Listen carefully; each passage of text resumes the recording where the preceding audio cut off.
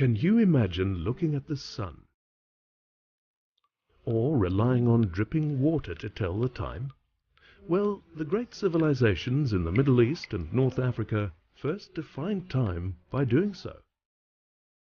While the early sun clocks were helpful during the day, it was the first water clocks that told the time regardless of the weather or the setting of the sun, or where you were on Earth relative to the sun's position.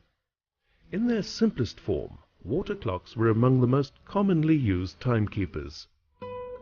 Knowing the time of day was essential in the practice of Islam, for daily prayers and for making the most of the day with time to spare for good deeds. The first Islamic water clocks were based on the design of the Egyptian clepsydra from around 1500 BCE. This was a simple vase marked off in time increments which recorded the flow of water out of a spout. One of the first examples of an Islamic water clock was the public clock for the city of Maya Farikin, designed and constructed by the engineer Nasir al-Dawla of Diyarbakir in 1012 CE. Muslim engineers borrowed from and improved on water clock designs made by Greek and Indian engineers. They were the first to introduce segmental gears and sinking floats into water pumps. By combining and developing these new discoveries and devices, Islamic engineers built the finest water clocks in the world at the time. These water clocks, however, were more than functional devices. They were examples of fine technology, beautiful, awe-inspiring machines that celebrated achievements in engineering, the universal nature of Islam, and the skill of the engineers themselves. The most notable engineer of clocks was al-Jazari, a Muslim engineer from 12th century Baghdad. He built a large number of mechanical devices that revolutionized engineering, giving birth to the concept of automated machines or robots. Al-Jazari recorded 10 of his water and candle clocks in his book, The Book of Knowledge of Ingenious Mechanical Devices. One of the most sophisticated water-powered astronomical clocks was al-Jazari's castle clock, considered to be the earliest example of a programmable analog computer. Probably his most famous clock was the elephant water clock, a striking piece of fine technology.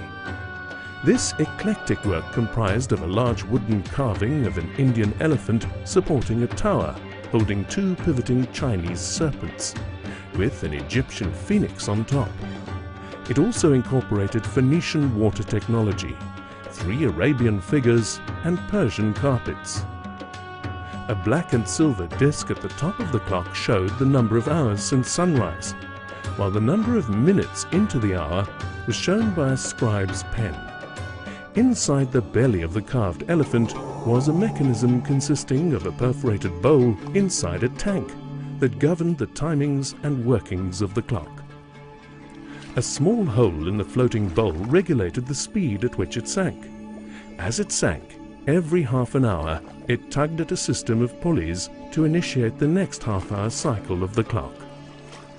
When the bowl submerged completely, it quickly tilted, sank, and triggered the next sequence of events.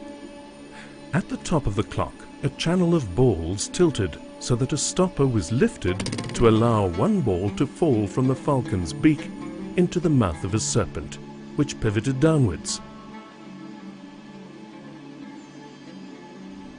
The ball was then tipped into a vase that triggered the mahout's mallet, hitting a symbol which signified that half an hour had passed. As the ball collected in a trough, the float began to submerge again, and the whole process started all over, with subtle adjustments for the second half of the hour.